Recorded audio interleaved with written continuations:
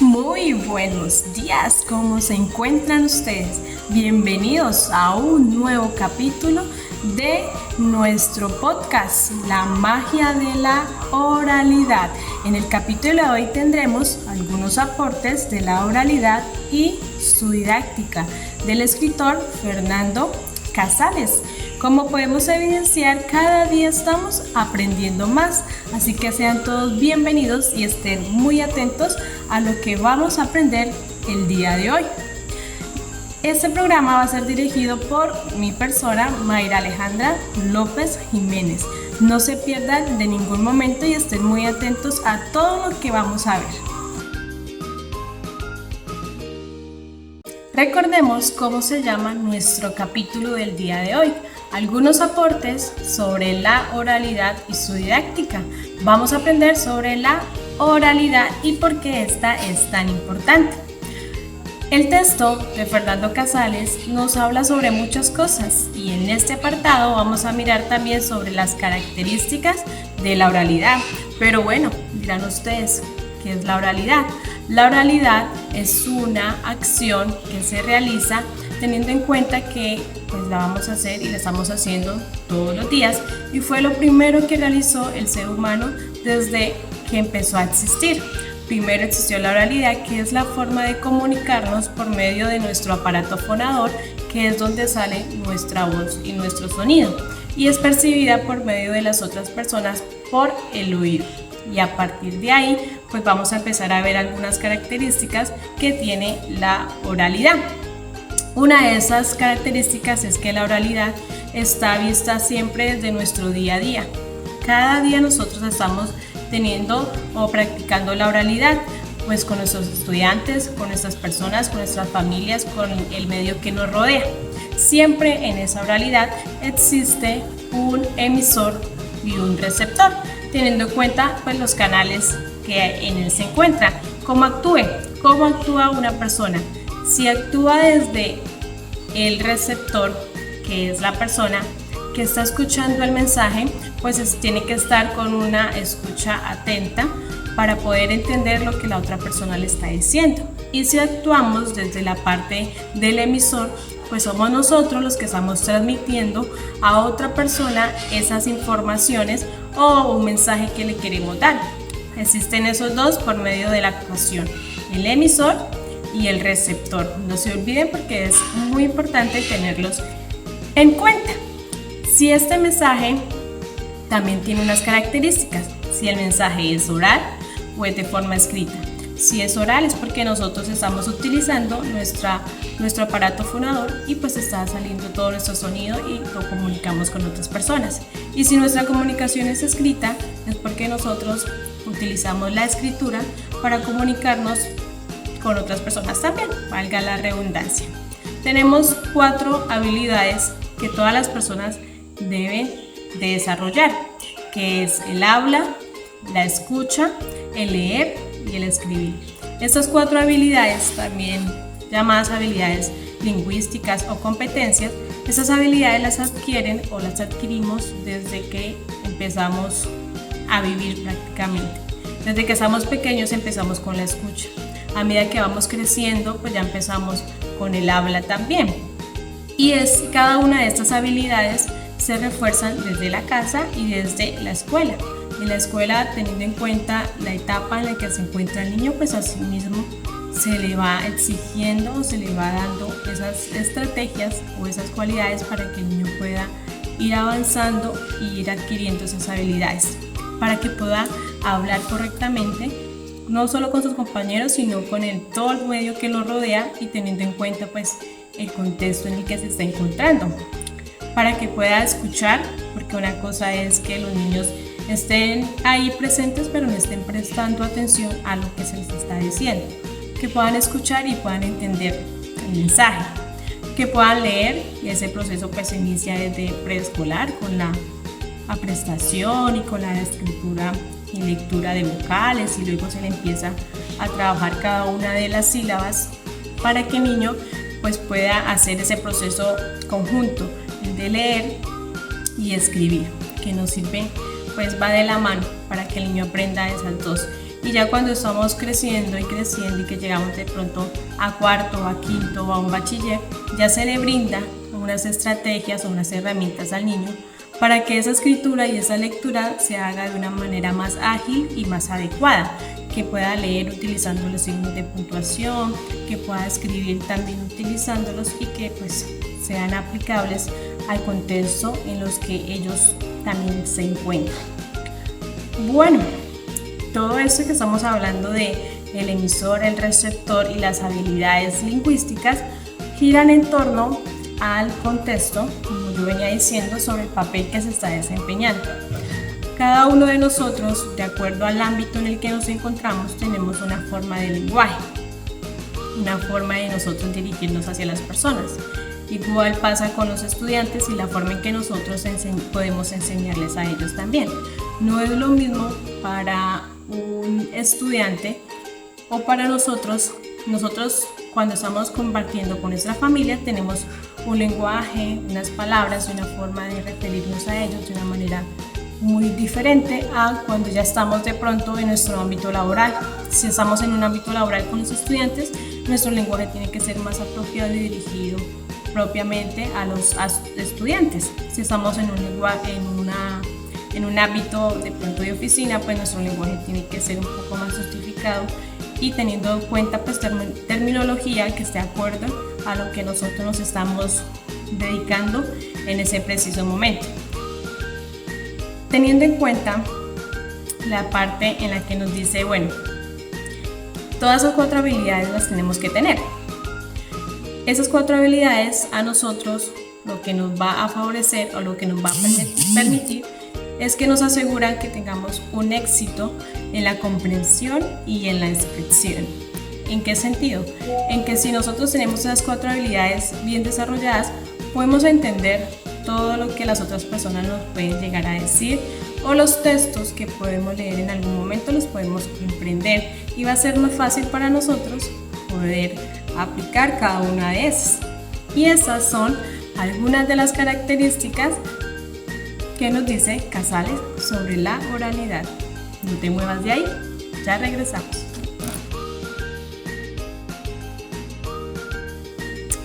Bueno, seguimos con la parte de las características que se dividen en 2 grupos. Una es la diacronía y la otra la sincronía. La diacronía podemos evidenciar que es la evolución en el tiempo, la evolución que hay en todos los aspectos y que influyen en nuestra forma de hablar. Una de esas características que tiene esta diacronía es la acumulación de saberes y la acumulación de experiencias o procesos significativos a través de la historia que permiten que las personas sean capacitadas al momento de poder hablar y poder dirigirse a un público en específico. Ahí tenemos la redundancia en el aspecto de que como se está hablando sobre un tema en específico, siempre tiene que volver a recordar el tema y estar girando en torno a ese tema para que las otras personas estén atentas y no pierdan el hilo conductor de lo que se está hablando, se mantiene recordando. Es una comunicación que es tradicional en el sentido de que todo lo que ya ha pasado antes pues se tiene en cuenta tal cual como ha pasado en la historia. En otras palabras, cercanía, tenemos la cercanía con otras personas para poder dirigirnos hacia ellas y poder pues evidenciar esa forma diferente de hablar y de decir las cosas con esas personas. Y por último tenemos empatía y la participación a tener en cuenta también como una diacronía. Empatía porque cada una de las personas tienen un aspecto diferente y algo importante por el cual ellas también tienen sus propias experiencias. Eso también lo podemos observar cuando, un ejemplo, en el aula de clase. Cuando nosotros queremos hablar sobre un tema en específico y hacer que los niños puedan entender y puedan aprender sobre ese tema, pues nosotros tenemos que estar siempre recordando en parte de redundancia y volver a hablar sobre el mismo tema para que los niños no pierdan el hilo y puedan recordar sobre qué es lo que se está hablando con ellos. Tenemos también la cercanía al momento de yo dirigirme a mi estudiante y hacer lo que él se sienta activo y participativo también, entendido pues en todas las situaciones que estamos hablando. y tradicional, porque para nosotros poder dialogar con ese niño y poder llegar ahí donde estamos, pues es importante que tengamos en cuenta todo lo que ya ha sido estudiado anteriormente.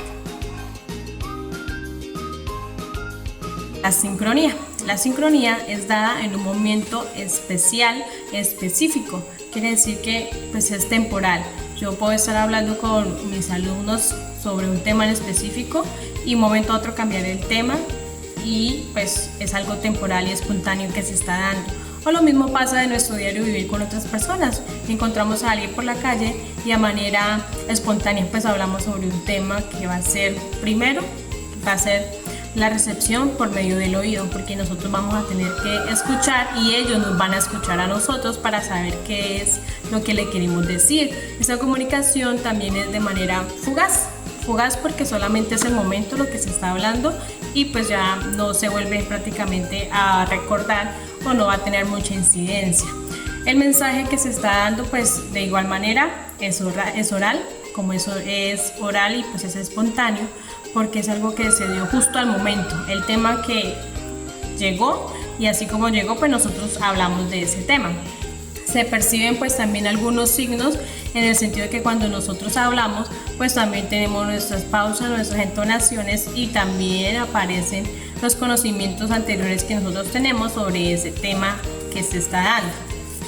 Y pues es muy importante en esa comunicación sincrónica tener en cuenta la comunicación no verbal, que son todos los gestos y las expresiones que nosotros también realizamos al momento de emitir un mensaje o al momento de recibirlo.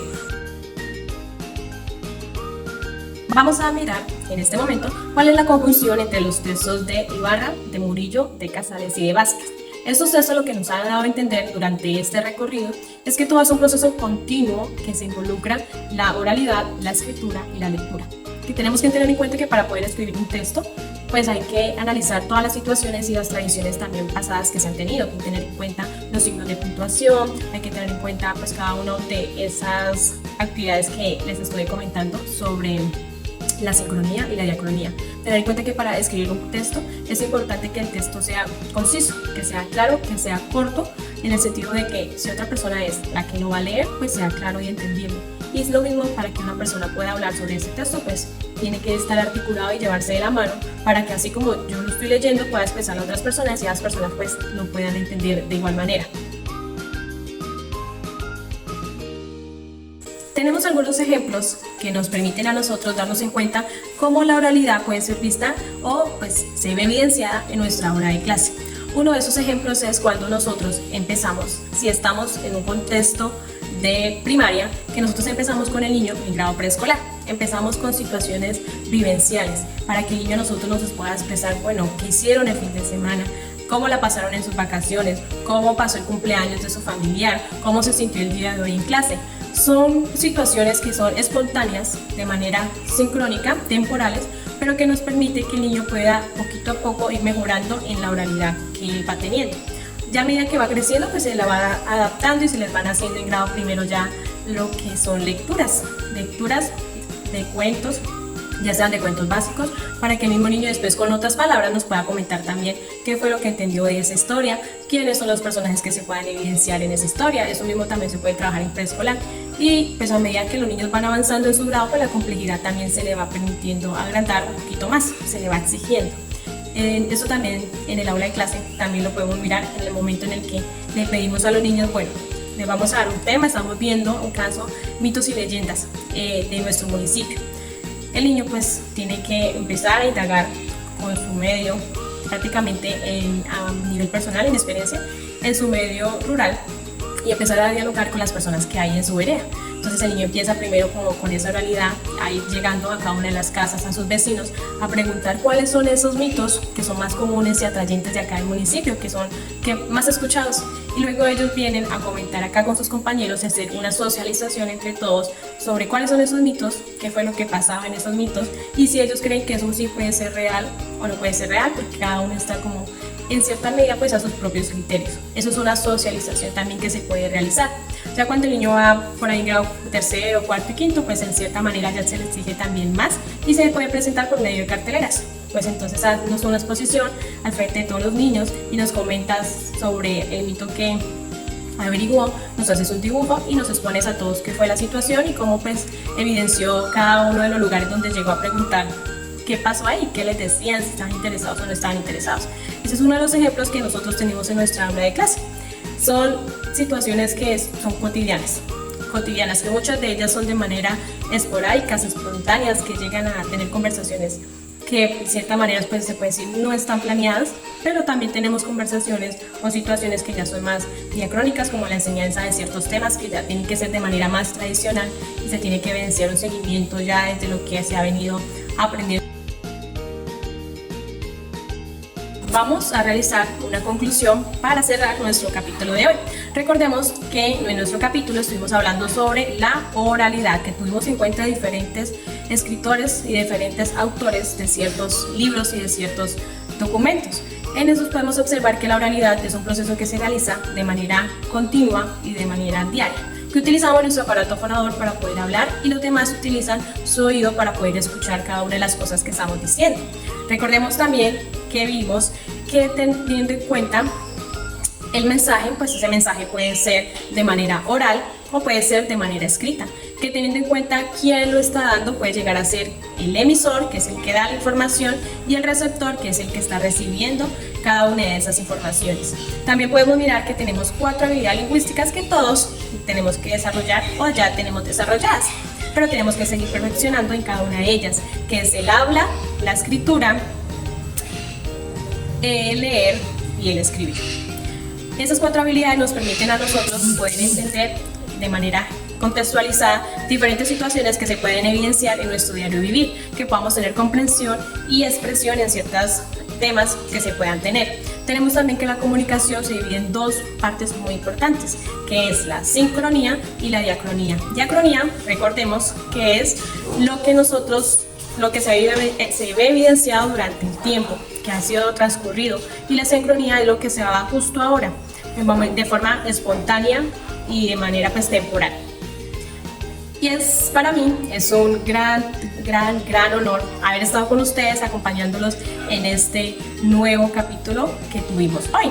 Recordemos que para cada uno de nosotros es muy importante quiénes fueron los creadores de estos textos. El primero fue Fernando Casales, el escritor de algunos aportes de la oralidad y su didáctica. Y también tuvimos en cuenta algunas escrituras de Murillo y de Vázquez, para que tengamos en cuenta si nos da esa curiosidad de buscar los libros, de buscar las lecturas y poder aprender cada uno más y más y más. No olviden suscribirse a nuestra página, La Magia de la Oralidad, para que ustedes estén pendientes de cada una de las nuevas actualizaciones que pueden llegar a pasar, que pueden llegar a ocurrir, y esos nuevos videos que nunca está de más seguir aprendiendo. Así que no te pierdas de los nuevos videos. Les invito a seguirme, a activar la campanita para que les lleguen esas nuevas notificaciones de los nuevos videos que podamos hacer, y inviten a los demás. Muchas gracias a cada uno de ustedes y espero que les haya gustado mucho el podcast del día de hoy.